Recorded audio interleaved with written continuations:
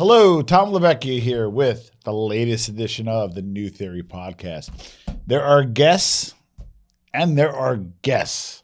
This one is unique and special in many ways. His name is Tom Turcich. Oops. All good. Turcich. Tough one. It's like 6 times before and I still got it wrong. Turcich. Perfect. And he is the author of The World Walk. Now, this is crazy. 7 years, 28,000 miles, 6 continents, and he is the 10th person to ever walk around the world, but the first ever with his companion, Savannah. Yeah. Welcome to New Theory Podcast. How you doing today? Great. Thanks for having me, Tom. This is really exciting. Mark Gottlieb, who was on the show, is coming back. Recommended you on, and high expectations, and I'm sure you'll exceed them today. So first, give me some context and background. You know, like there's something you always wanted to do, or you woke up one day, hey, let's walk around the world. How did you even come about with the idea? Yeah, my friend Emery passed when I was 17. She was 16, died in this freak jet ski accident, and it was just very formative for me. You know, I was 17, so already it's a very impactful age, but I think it was especially impactful because for me, Emery was the nicest person I knew.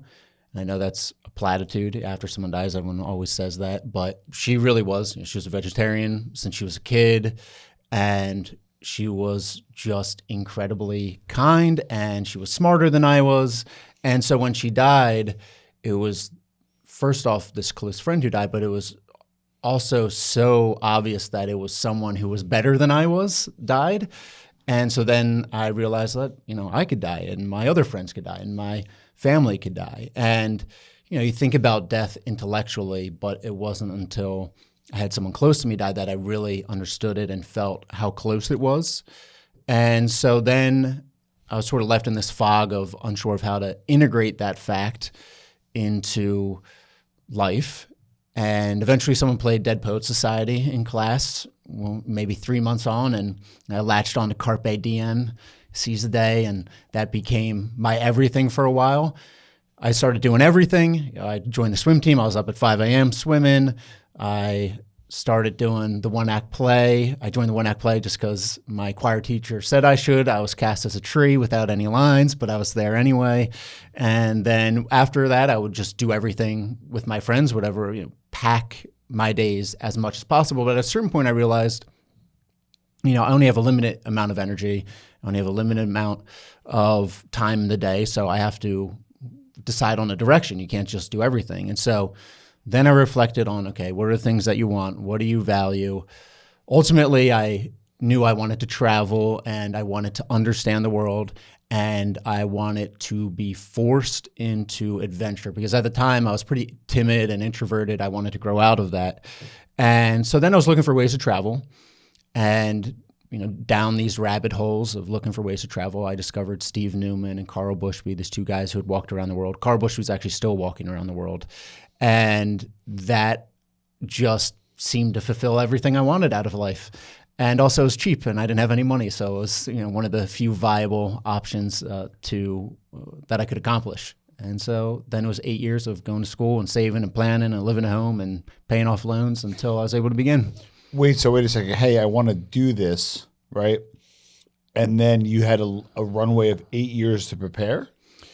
Yeah, I mean, prepare, but, you know, go to school. Yeah. I remember I wanted to leave right away when I was 17, and my mom was pretty clearly like, no, you're going to school. I had already gotten early acceptance to college, so I had already committed to that. So I went there, and then it was, you know, living at home just to pay off the loans. And I thought before I left that, okay, I had enough money saved that I could basically bleed it out over 2 years, maybe get a sponsor. And then luckily right before I left, you know, the Philadelphia Inquirer wrote a piece on me and then njpen.com as well. And that got seen by a local company, Philadelphia Sign, who happened to be opening an international branch and they wanted to sponsor something. Oh, wow. And so I got very lucky and they basically gave me, you know, a small paycheck, which wasn't a ton, but allowed me to pay off my loans and, you know, and leave. Yeah.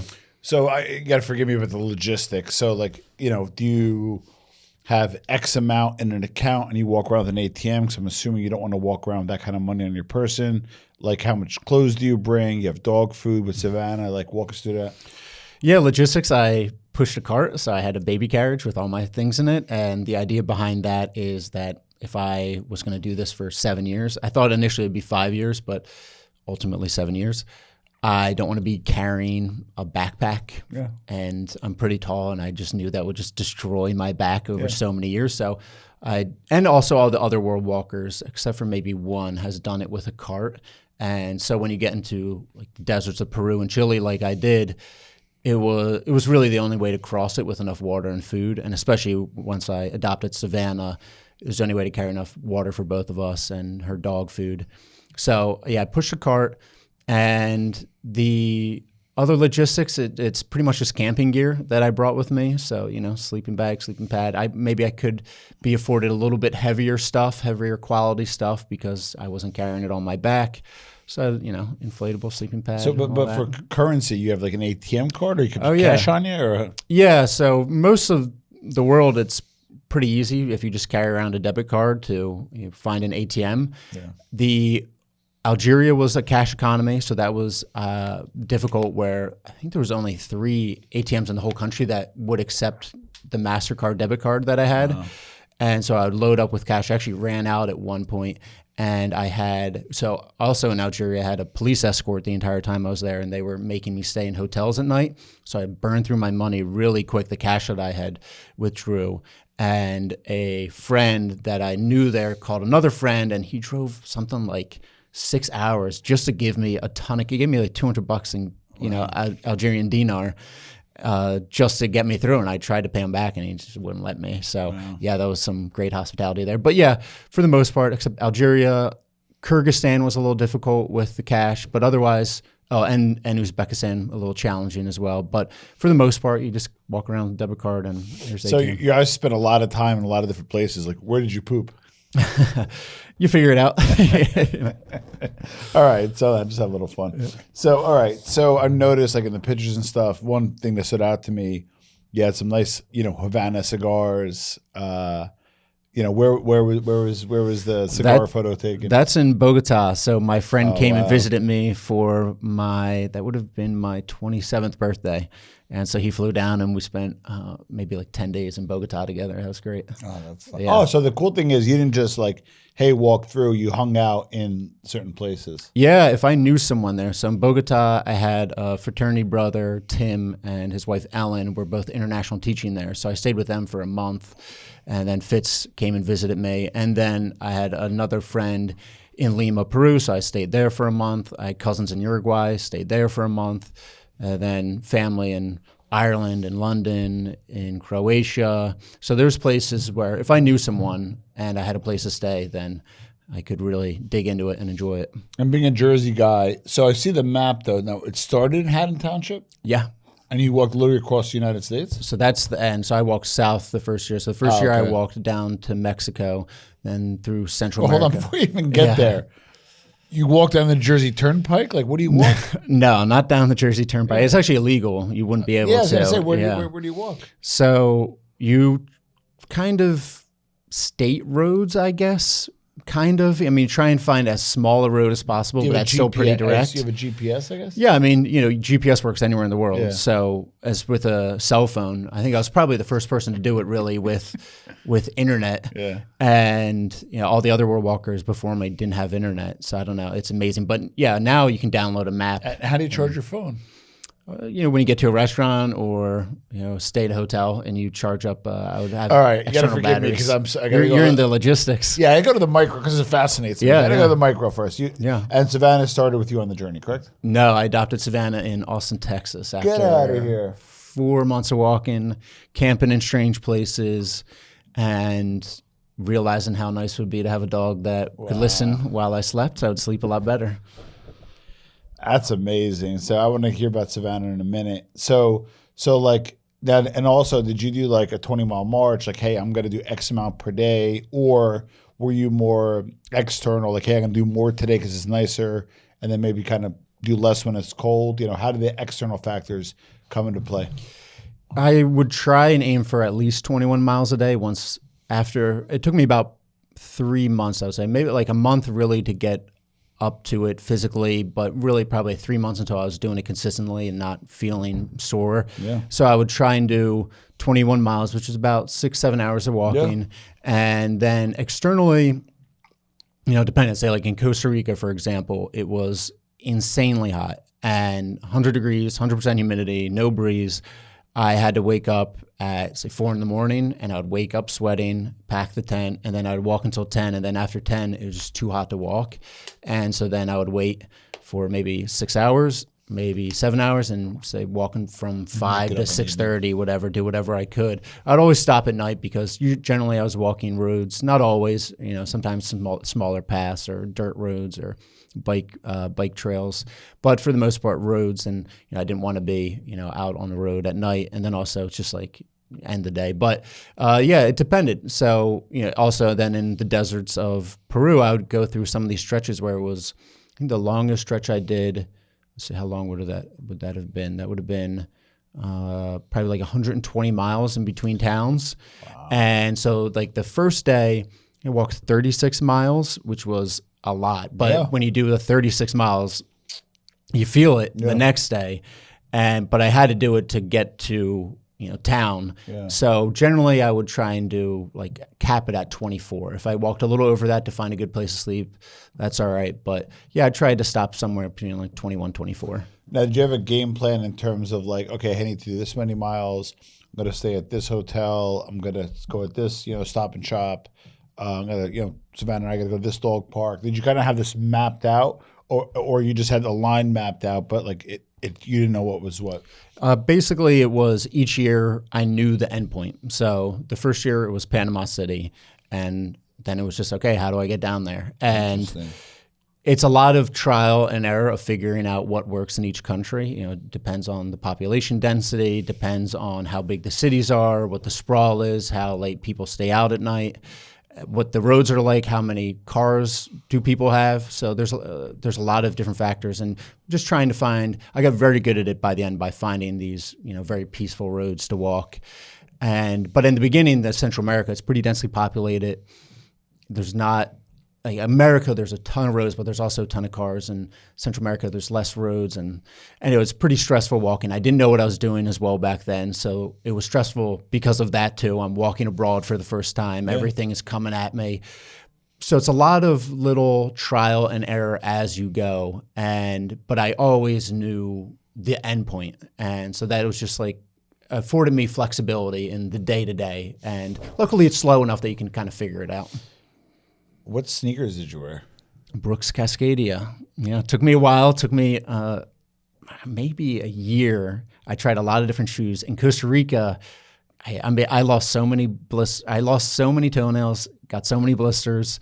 In Costa Rica, I bought this pair of shoes that it fit well at the time, but then it was so hot, my feet would swell up like crazy. I ended up just basically cutting them to nothing, so they're almost sandals, so my feet could breathe. And then it got so hot at a certain point, the soles of the shoes melted off. So it was a lot of trial and error. And eventually, a buddy working for Brooks, and he sent me a pair of shoes, and then they just sent me shoes ahead. Yeah, and they were great. And I didn't get blisters, didn't lose toenails, and they just fit right. And they lasted like 800 miles a pair. See, I always try to look for like analogies and lessons from what you did. So I like the fact that you had the goal. So kind of be static in your goal, but variable in your approach.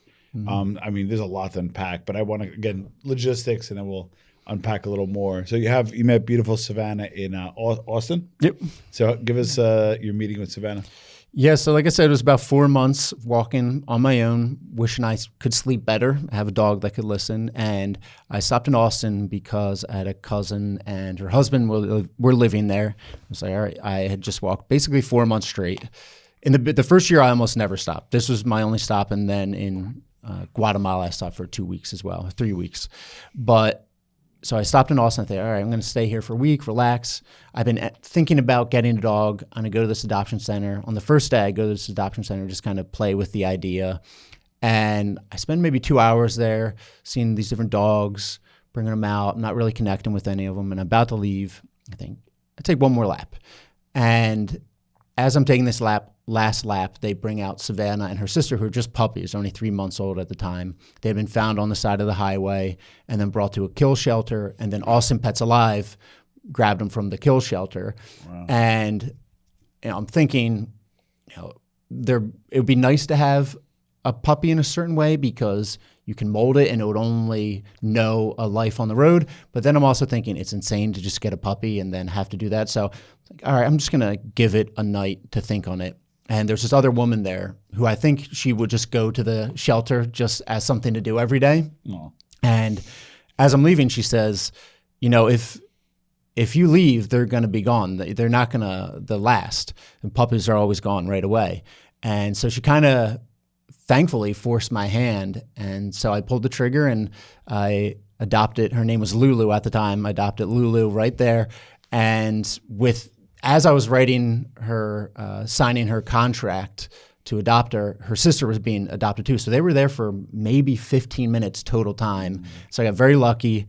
And then when we started walking after her vaccinations and all that, the first month down to Mexico, it was the training period where it was really stressful for me because I was in this great rhythm and now I'm throwing this wrench into things and now I have to train this little puppy who's not leash trained. She is terrified of cars, where if there was any car anywhere around, she would freeze to the ground and wouldn't move for 20 minutes. And she wasn't really treat motivated. And so it took me a while to just refocus my efforts and realize, okay, it's not about the 24 miles right now. It's about training her so then she can walk 24 miles with me. And so once I reframed it, then it only took, a couple weeks. By the time we got down to Mexico, she was doing the full 24 miles a day with me. And that's kind of where the magic is. Like, right? Am I wrong? Like, probably at the time, uber frustrated. But that's where the magic was. Oh, yeah. I mean, it was fantastic, and those memories are really clear in my mind's eye versus a lot of other memories that I have, and also, that was the idea. There's this upfront cost with the dog where it's going to take a while to train, but ultimately, this was the only life Savannah knew, and so as we went, she was just a beast, and her paws were like stones. They just got harder and harder and harder as she went on, and it was basically the perfect life for a dog. You get to spend every hour with your best friend. You get to walk for 8 hours a day. You're smelling all these different things. You're eating all these different foods. So, she lived a good life. So, first exit out of the U.S. or first exit was to Mexico, correct? How do you explain? How do you explain the customs? Hey, I'm with this dog, and we're walking around the world. They don't really care. Yeah. When you fly in, you have to have your paperwork in order. But one of the things that I realized, I did this Reddit AMA right before I crossed, and I was very unproven. So I understand the internet's reticence or reluctance to believe in me. Yeah. And puppy Savannah, and they were killing me online. Like, you're going to leave this dog in Mexico. You're never going to make it to the next country. You have to do all this paperwork. And then in actuality, probably like 70% of the countries and borders I cross, there's strays walking everywhere. They don't care about one more dog. So, you always I would always get the paperwork in order, which is very easy. It's generally a health certificate within 10 days and then a rabies vax within the last year. And besides us flying into Europe, that was the most difficult paperwork. Besides that, that's all you really needed. And again, I think in Central America, maybe 2 countries asked for it. In South America, I know Argentina asked for it. And I don't even know if Chile did. But yeah, it wasn't many. Most of them were just like, there's strays everywhere. What's, one more dog.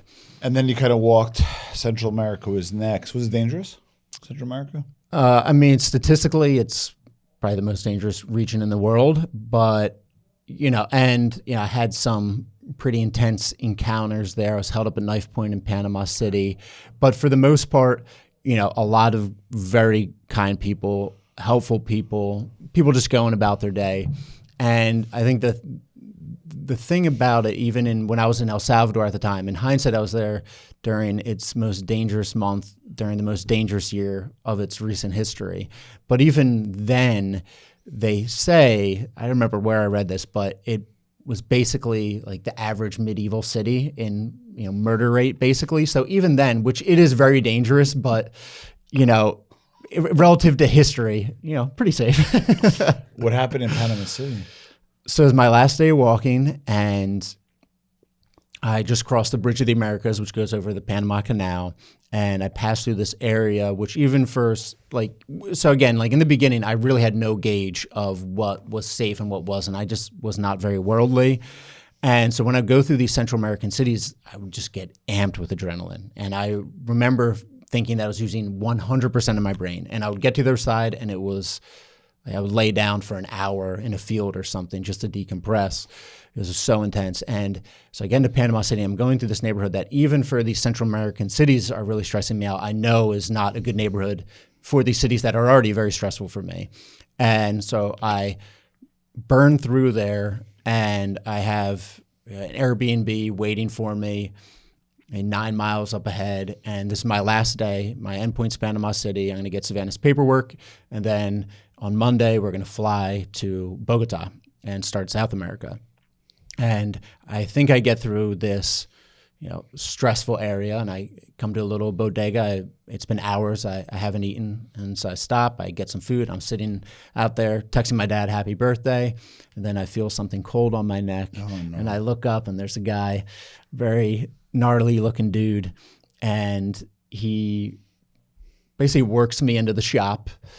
And it's you can read the book for all the details, but he basically gets me against the wall, and another guy nabs my backpack, and so it's a team job. And then this other guy with the knife takes off, and I go outside, and I look down this alleyway, and I see my backpack laying on the ground, and this cop throwing a guy against the wall. And so amazingly, the cops happened to be there right when this was happening. It's by some miracle, and it was especially miraculous because, the first year, I almost never took off my backpack because I had an iPad that I would type with, but it had my paperwork, Savannah's paperwork, had everything important. And I thought, this is my last day. I'm 9 miles from back, so I unbuckled it and I took it off. And before then, I never took it off. And later, I actually just would use my card. I'd wedge it. I had it basically buried deep in there. Yeah. But amazingly, the cops happened to be there, and got very lucky. Wow. So in order to do this trip, just like in life, we have certain obstacles, and there's certain things we're uncomfortable doing or don't want to do or don't like to do. But in order to succeed like you did and go on with the mission, you need to kind of get over certain things.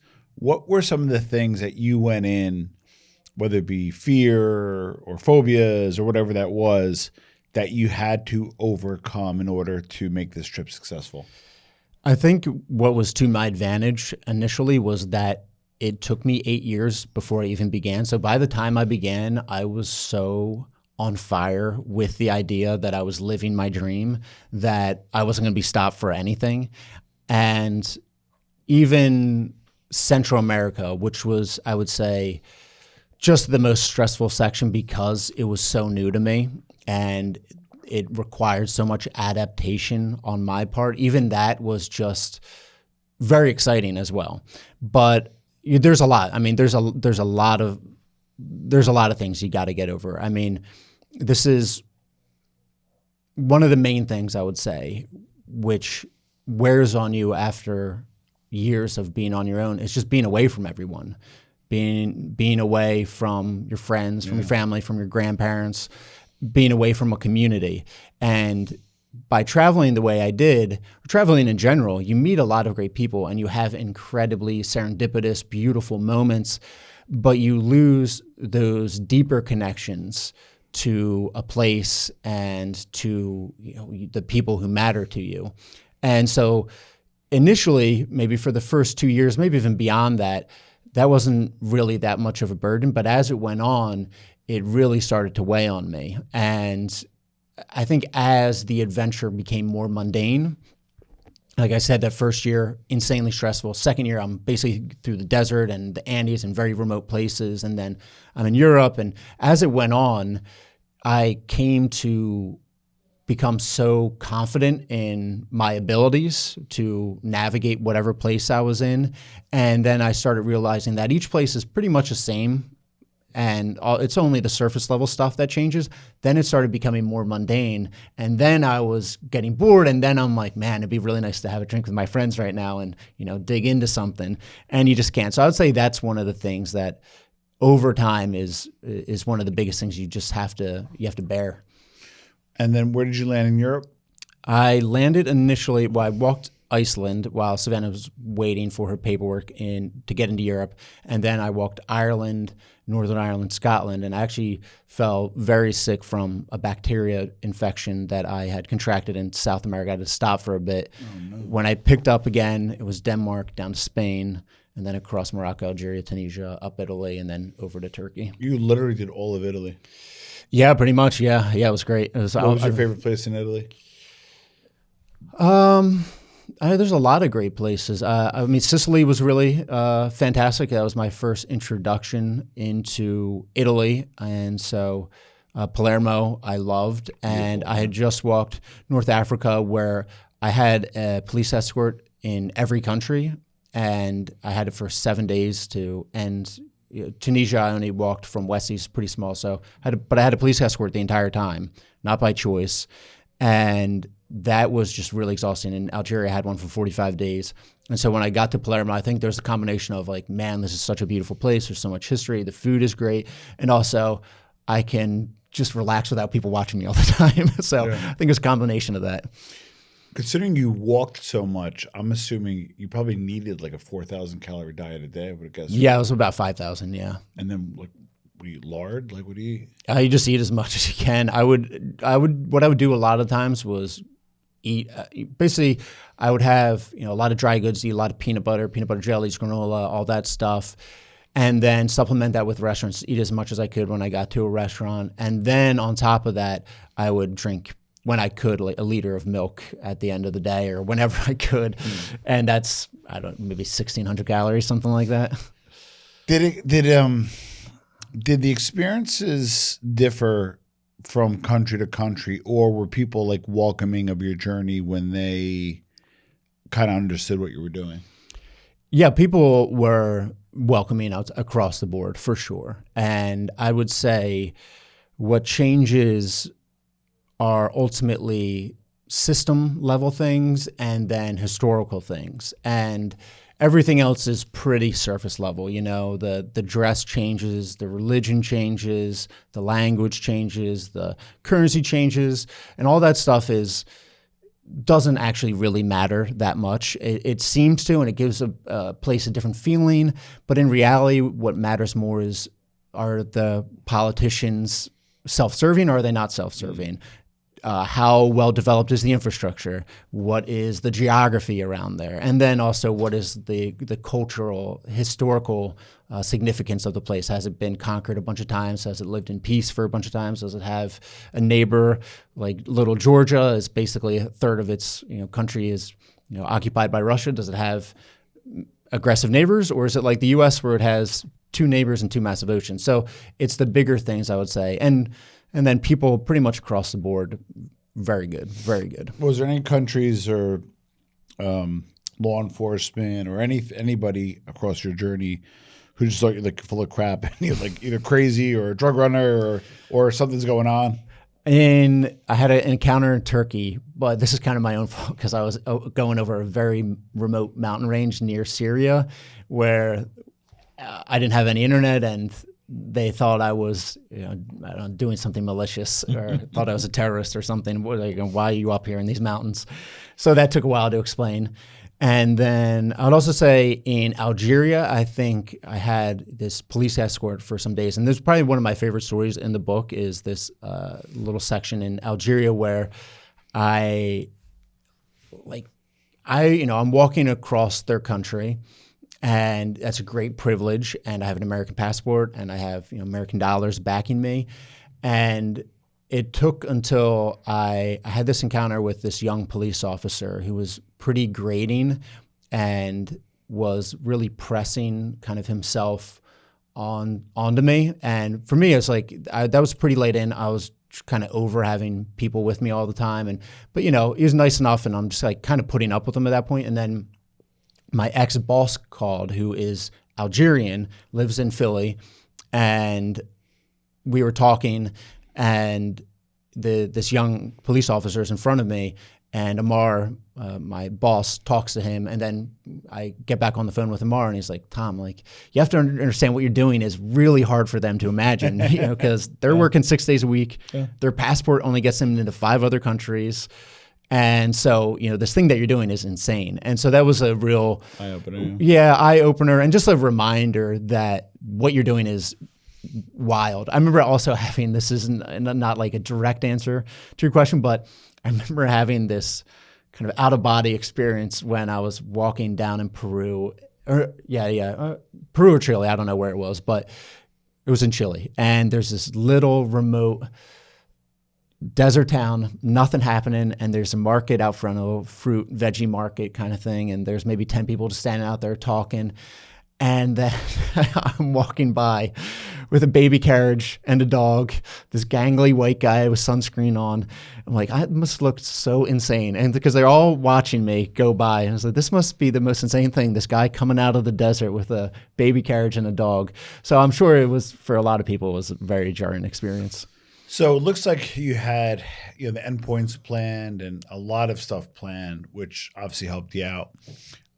What items or things or tactics or whatever did you have to kind of pivot in order to continue on your journey? Like, meaning you were going to do this, but that doesn't work, you had to do that, or pivot in terms of, strategy or interactions, or just give us, like, I would like to know some of the pivots you had to make in order to continue on the journey. The largest one by far was I was out walking during COVID.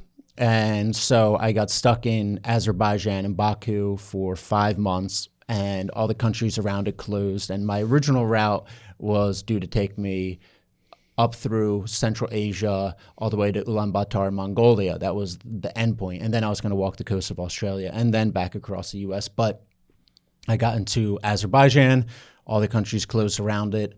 None of them were opening, so I went back to Turkey. I walked around Turkey, basically just to bide my time and just keep walking until some countries reopened. Eventually, Uzbekistan and Kyrgyzstan reopened, but Kazakhstan and Mongolia didn't.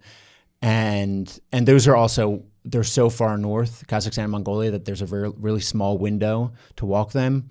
And then Australia was not open. It didn't open for years. But it got to this point where I had been out on the road for 6.5 years, a little less than that, and I would have had to have wait another year just for this window to open for me to walk that original section that I was hoping for. And I just was like, I've been out here long enough. I've walked far enough. I don't have anything left to prove to myself. So I'm going to fly home and walk Seattle back to New Jersey. That was the biggest pivot by a mile. Yeah. Interesting. And then you land in Seattle, you walk across and you end up back home. Like, because I'm thinking out loud, like, would you be excited? Oh my God, it's finally over. Was it weird? And you almost like get like depressed because it's over. Walk us through those emotions. It was a bunch of feelings. So I would say when I landed in the U.S. and when I started walking the U.S., I did it with this intention that I just wanted to experience the walk in a pure form. So throughout most of the walk, I was taking photos, and sometimes I would video, I would blog every week. And so it was really about sharing a lot of it. Before I began, I had this fundraiser and people helped me pay off my student loans. I felt indebted to them. So I was like, all right, I'm going to, get a camera and share it. And it really, got me into photography, and that became a great passion and joy.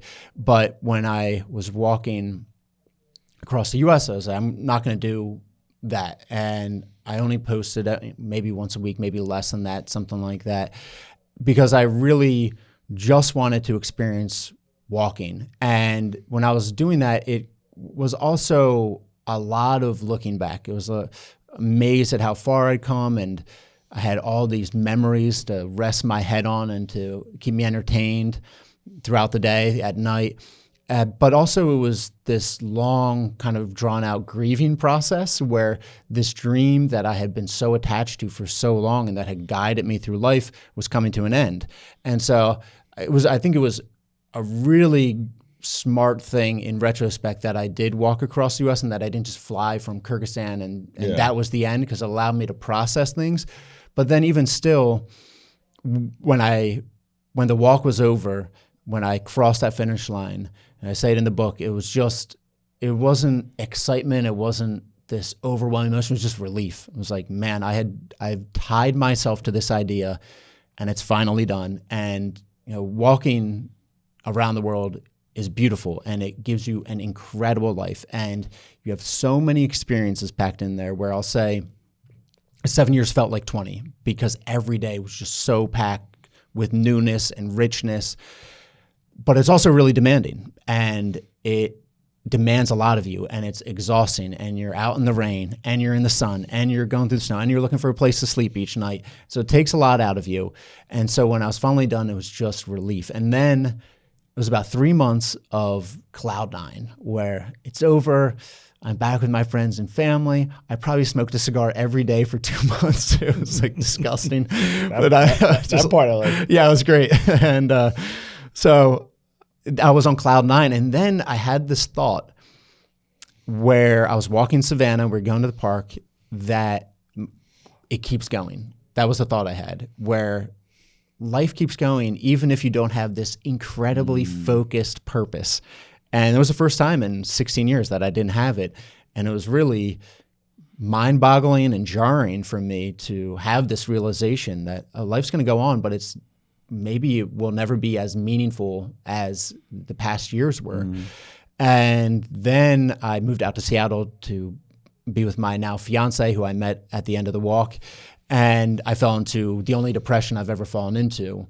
And that was for a different reason. That was because I was so accustomed to the world coming at me. I had made this decision years ago, the structural decision to walk. And just by that initial decision, I was getting exercise. I was fulfilling this purpose every day. I was trying new foods. I was meeting new people, growing, learning constantly every day.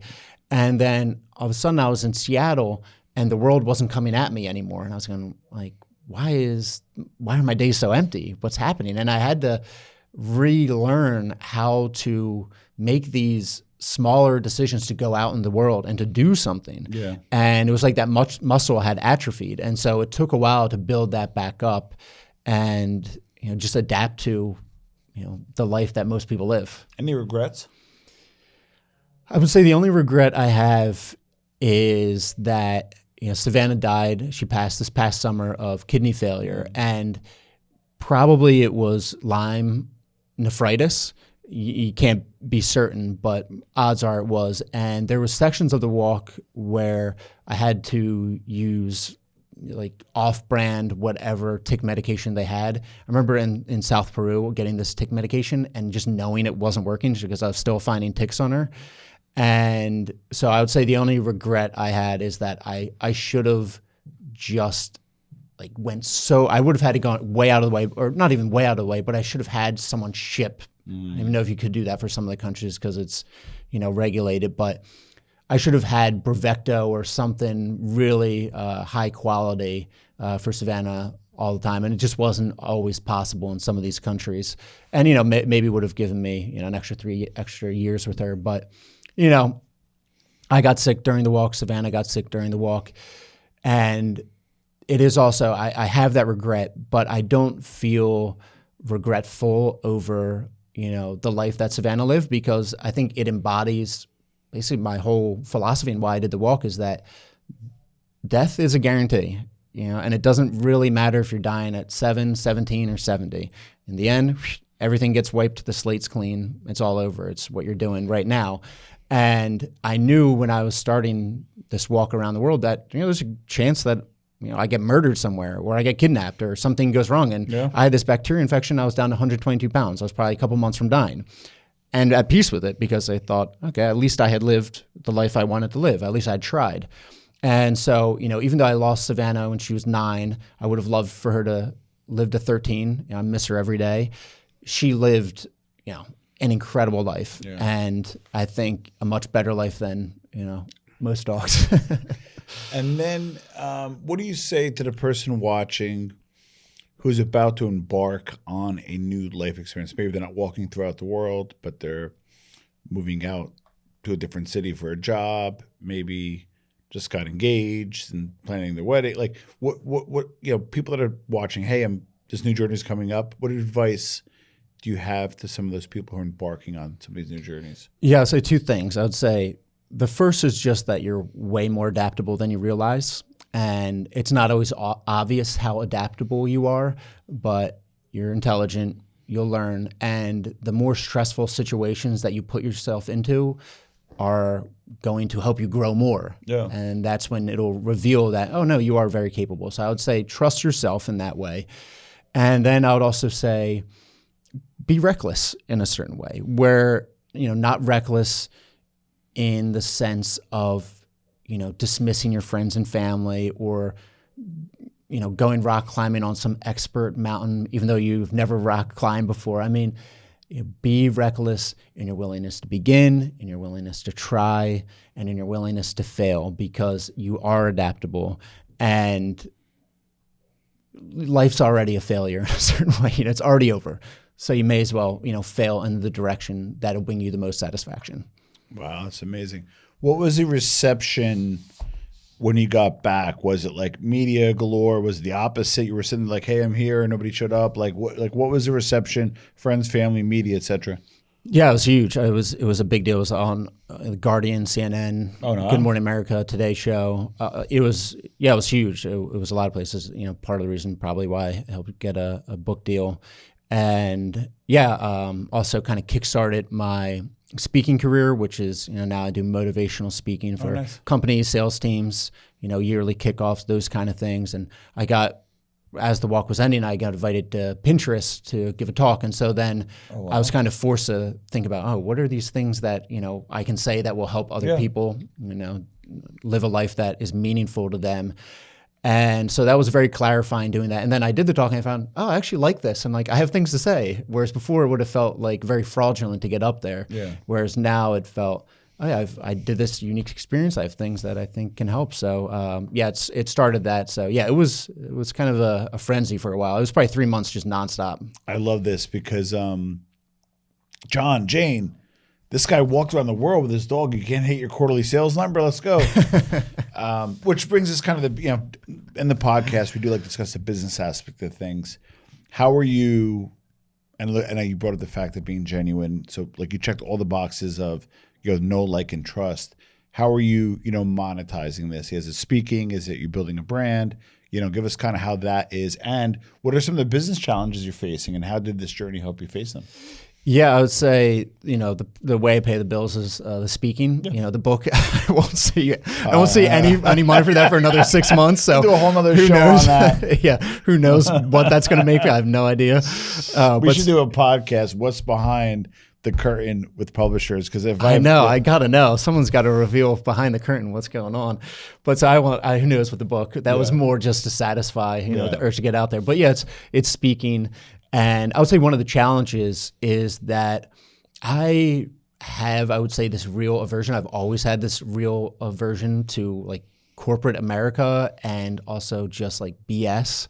And so I never developed and never put any effort into developing any sort of business acumen in that way. And then I was out walking for 7 years. And so now the walk is over and I'm doing the speaking, and the talk is very resonant and I get standing ovations and people are very happy with it.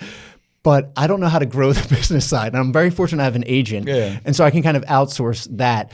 And I would say the walk helped me hone basically my message and the things I believe in, but it left me totally aloof as far as the business and marketing side. So again, I'm very grateful I have an agent and have that side taken care of. Well, listen, you have the goods, you prove it in your actions, but somebody watching who's starting to succeed themselves and maybe, being an expert in their field, I see a lot of successful people have imposter syndrome. I see that a lot. You seem like somebody, you brought up a few times, I need to be this way in order to do. And you're more what I call, dough over show, which I love. Definitely. Everybody like 95% of people are the opposite. But if you meet somebody who is recognized, who starts to succeed, who does the walk, if you will, but then feels imposter syndrome, any advice how to get over that? Yeah, I mean, everyone is limited. I think that's the main thing. When I was out walking, you meet all these different people who are smarter than you, who are kinder than you, who are more driven than you, but who are in whatever situation they're in. I would always have this, not guilt, but this strange experience where I'd meet these people who would maybe let me sleep on their land or give me food or give me water or whatever it was. And, I'm passing through their country with an American passport, and they're wherever they are, in the desert, in the jungle, wherever, up in the mountains, living happily, whatever. But it always felt like I had so much fortune in my life. But what you realize is kind of just how small everyone is.